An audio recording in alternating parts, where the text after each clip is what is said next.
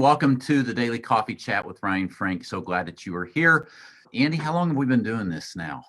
3 weeks. I don't know. Everything runs together now. It does. I feel like it's been a good 3 weeks. At least, possibly a month.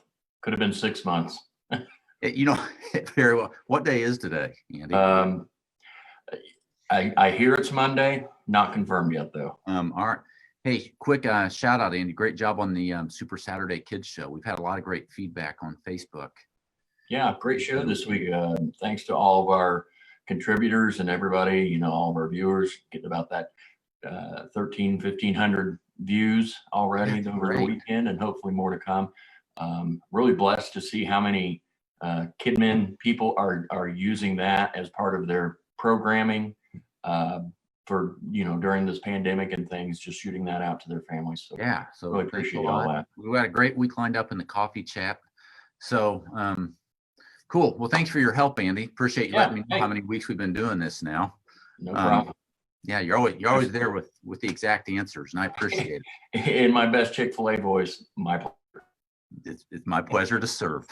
Well, hey, guys and girls, there are a lot of great conversations happening in I Love KidMin right now. I was looking this morning at some of our top posts. Let me share my screen with you quick. Let me try to find it. Here we go. Okay.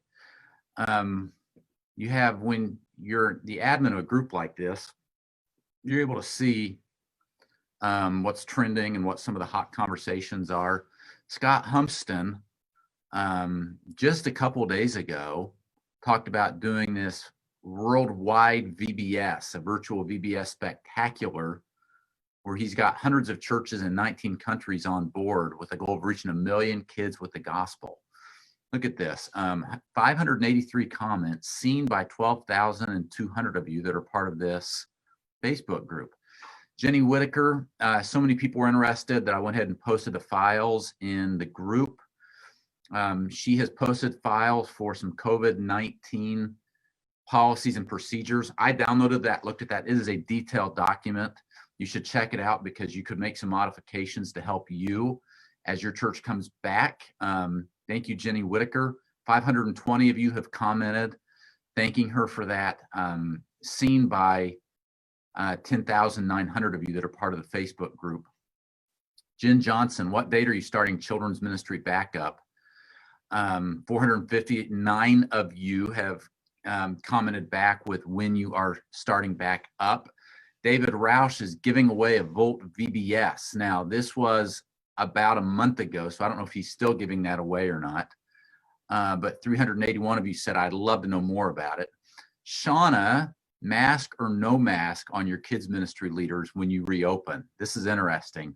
It's all over the map. 298 of you have commented. Some saying yes, some saying no, some saying not sure. Yeah, then some great conversation, just like Annika here.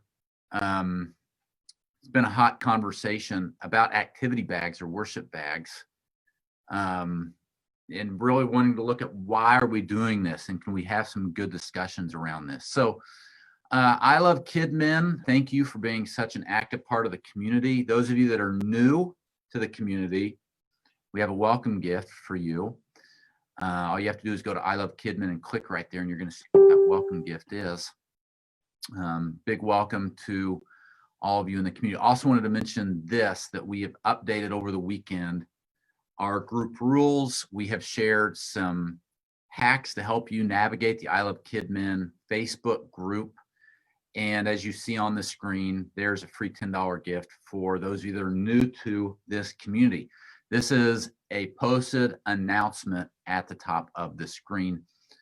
Just go to the I Love KidMin Facebook group and you'll see it. Sean Sweet's joining me. It's 8 a.m. in the morning out in beautiful California, where Sean is joining me from. So Sean, thanks for being here. Sean is a preteen pastor.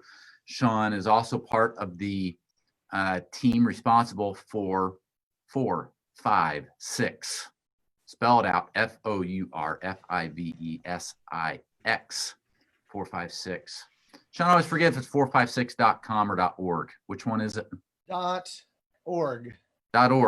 .org. And you forget too, didn't you? You had to stop. I did for a second. Yes. 456.org. Sean is a great contributor to I Love Kid Men. He is a contributor to the Daily Coffee Chat. And Sean and I have been talking a little about how this pandemic is going to impact curriculum in the future. You know, we talk a lot about how it's going to impact the way we do Sundays and the way that we do discipleship during the week. We've talked a lot about how it's moved a lot of us into media ministry overnight. What we haven't talked a whole lot about is really how it's going to impact curriculum.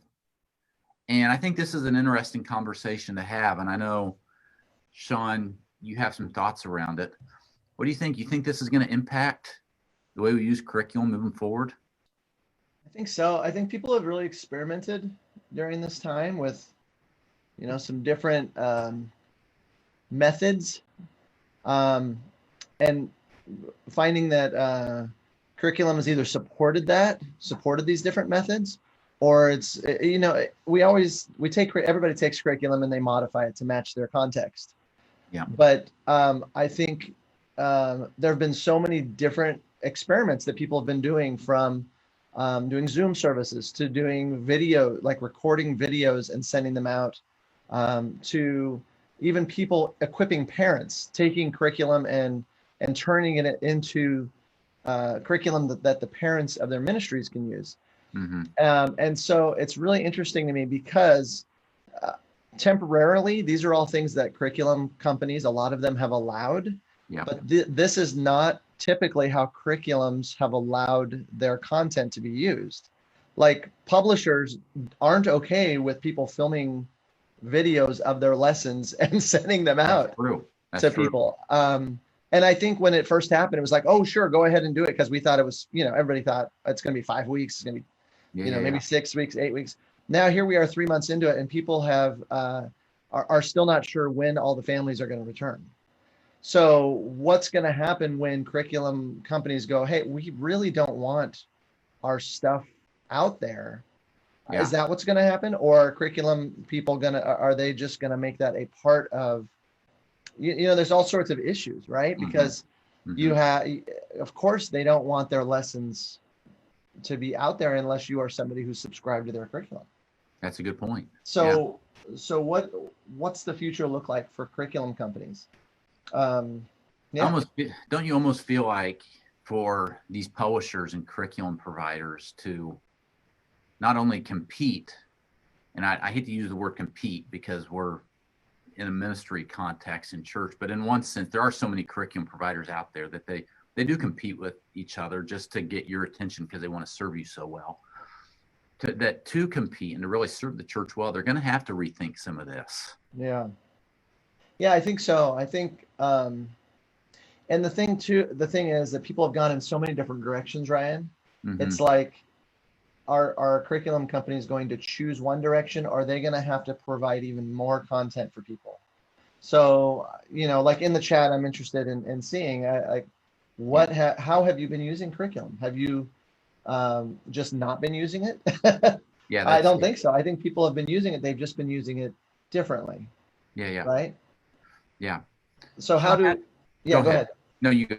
Oh, so I guess the question is, how do curriculum providers, how do they help support that? Now we're a really small, 456 is really small.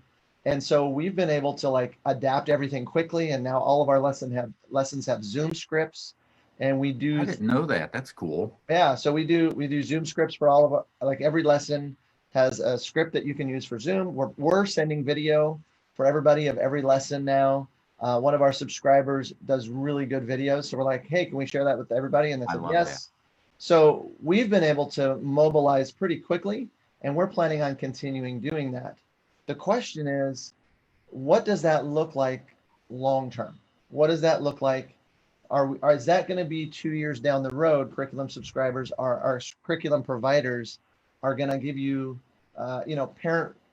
here's how you can put this in your parents' hands. Here's a video you can send out to people who are still scared to come to church.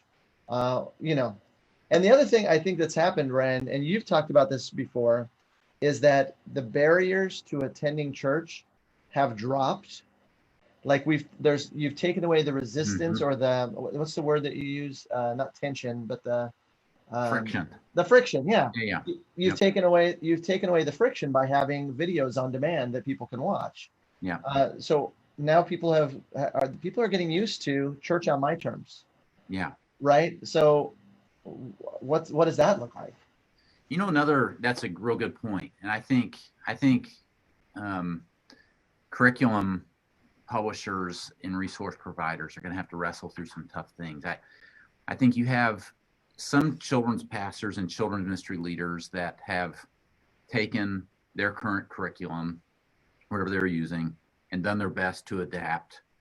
And then I feel like you've got a good number of kids pastors out there that have just, for whatever reason, chosen to put that curriculum, that group, that Lifeway, whoever it is, curriculum on the shelf for a little bit and create something of their own because I'm doing Zoom, and so I'm going to create my own thing, or I've just got to adapt.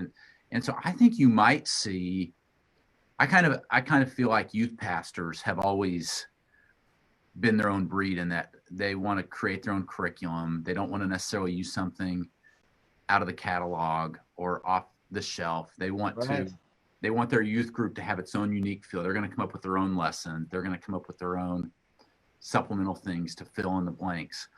And I wonder if during this pandemic, as kids pastors have Zoomed and their models have changed and they're not doing small groups anymore. They're not doing Sunday schools right now. They're not doing Wednesday nights. They're kind of creating their own thing. If we might see more of that in the children's ministry community. Yeah. I'm really excited to see, and I think the I Love Kidmin is a really good hub to see some of these creative things that people are doing. Yeah. I'm learning so much about curriculum just by reading through what people are posting, like what they're doing to minister to parents. Because one thing this pandemic has done is it's caused people to be creative. Big time. You know what I'm saying? And I just had a conversation with a gal who has taken her curriculum and turned it into a resource for parents that they're teaching the curriculum with their kids. And then she's checking in, like she's supporting the parents as they're doing that. And it's like, what a great model. And then Sunday, her idea is Sunday is a time when we come together and celebrate what you've done with your family all week long. That's great. Yeah. So I'm excited about the future of curriculum. I'm excited to see what new ideas rise up out of all of this this chaos. Yeah. That's the thing about chaos is it leads to new things that we weren't even thinking before. Oh my word.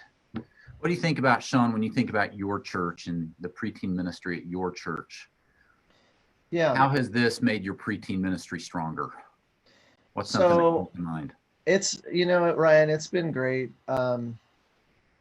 So we actually are starting in-person meetings again next Sunday. Nice. Okay. But we have been meeting online and our numbers have been consistent. We've been doing Zoom services.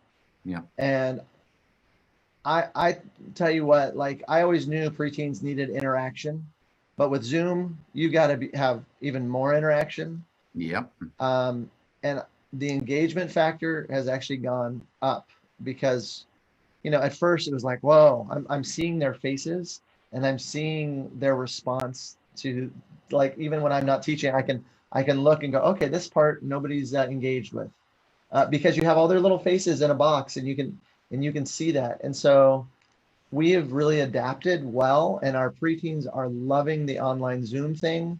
I know a lot of people are like, oh, I'm Zoomed out, whatever, but our kids are just, it's been great for them. And I feel like our community is even stronger and closer than they were before. I don't know. It just, John, what's been your secret? Do you have a secret too?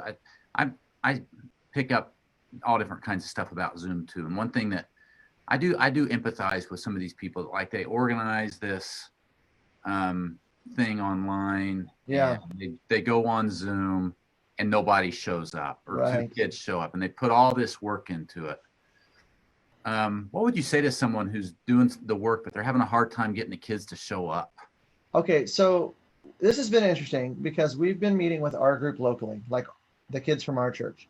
But Yeah. we've also been meeting with kids from other churches. Like as part of the curriculum, the deeply rooted curriculum, one Mhm. thing we're providing for our subscribers is we're doing services for their groups on Thursday.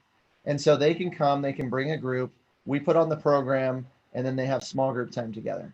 Mhm. And what I'm noticing is with our group, it's been so strong and so consistent. And then not so much with other groups. And I can see that on our Thursday Zoom calls. I see some groups that are maintaining and and growing even, and some groups that are shrinking. Yeah. And I think what's really incredible to think about is how to make it not your product, but the kids' product. Mhm. So like our kids are leading games. They're creating the games and leading them. So are they going to show up? Absolutely. I don't have to worry about them showing up. Mhm. They're helping, That's good. like we have our kids in leadership. They are still doing things in leadership roles. They're leading worship. They're Mhm. greeting people. So it's not the Sean show by any means. It's about the community, That's and good. it's about those kids. Like I'm calling kids saying, hey, can you do this on Wednesday for our Zoom? Can you do this?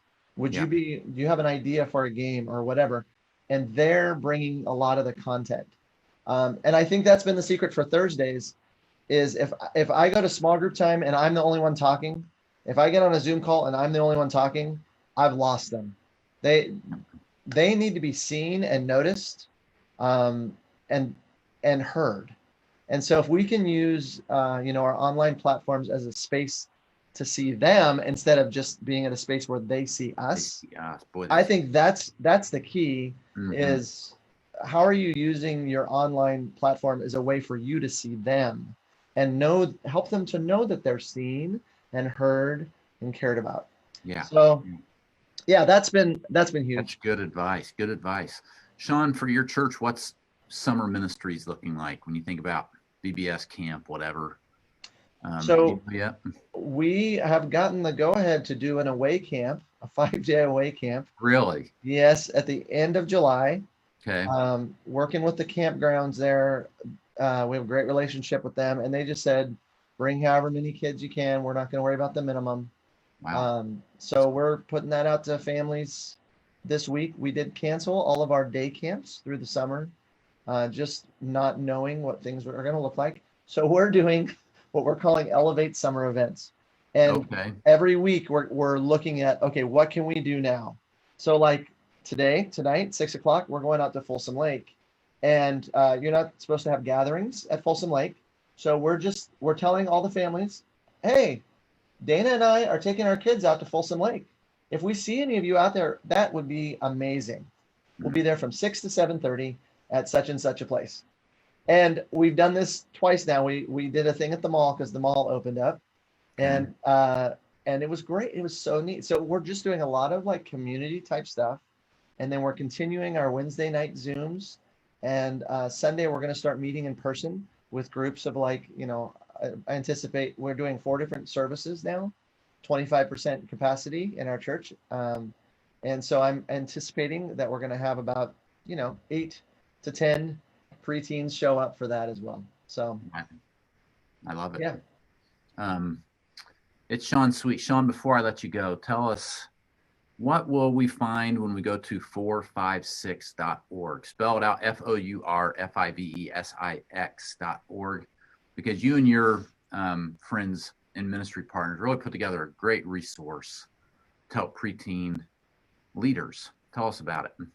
Right. So the whole goal is to help people as they're letting go of the bike and running beside. And what that means is that we are putting ministry in the hands of the preteens. The faith is becoming theirs at this age, 9, 10, 11, 12 especially.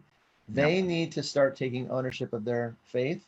And we are resourcing leaders who are ready to do something different with their older elementary than they've been doing with their younger elementary.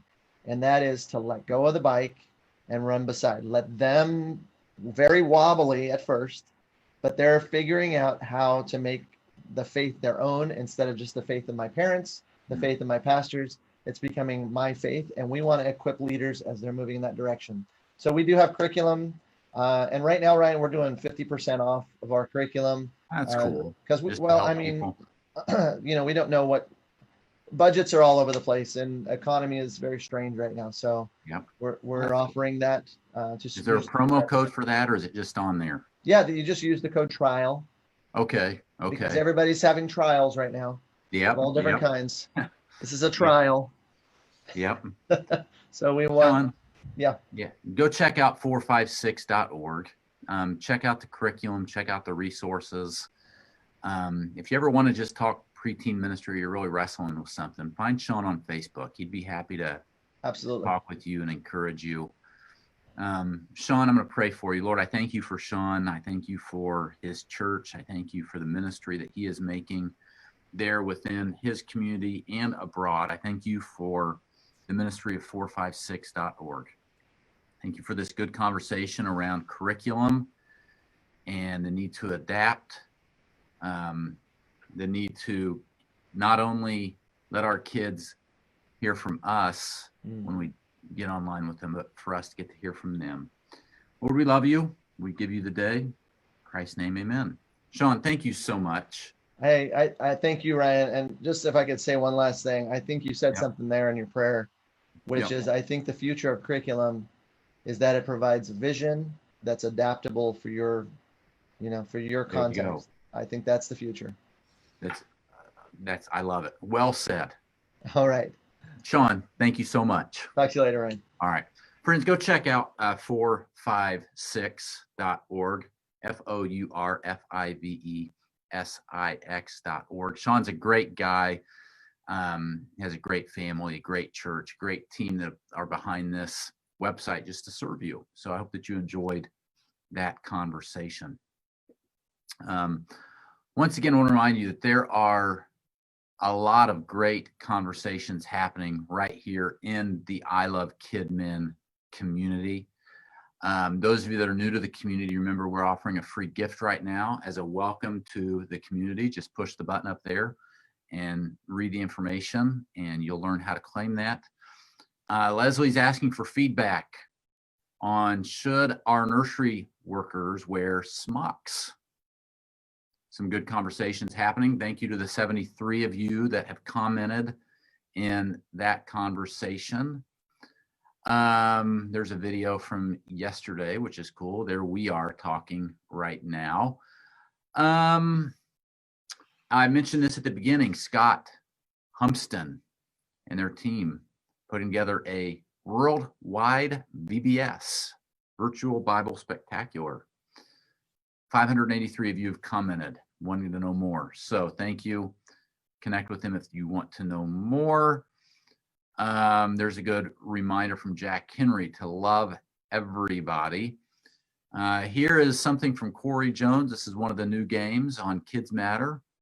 Jiff the Bible. Look at it right there. Can you guess the story? There is an Old Testament version and a New Testament version of this game at Kids Matter that you can download and start using with your kids. I love that one. That's a great one. Here's a fun one. I love this. Jessica put this on here. The aftermath of 45 minutes of 4 kids, 10 and under at drive-through church. Got a diaper drop and just a crazy picture. Love it all. Thank you for being a part of the community. Does anyone have a sign created for children's ministry? Thank you for jumping in with a sign there, Mara, and maybe some others of you have done that as well. Those of you worshiping virtually, how are you celebrating kids or dads on Father's Day? Great question. Great question. Thanks for having that conversation. When you jump online, remember that we have got some great new resources available at Kids Matter. 3 brand new games that were added yesterday to the site are some Bring to Focus games. Those of you that use Orange curriculum, you know that the theme of the Orange curriculum for June and July is focus. Well, here are some on-screen games that you can use to reinforce that Orange curriculum. We have a sports edition, a fruit edition, and an animal edition. The way this works, an image comes into focus, the kids have to guess what the image is.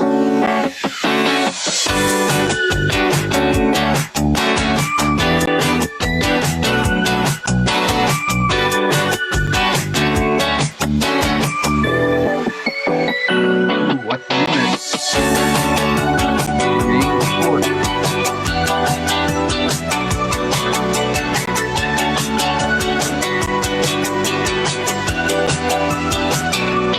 Nice. There it is. All right. Friends, I'm going to sign off. Thank you for joining me for today's coffee chat. Thank you, Sean Sweet, for being here.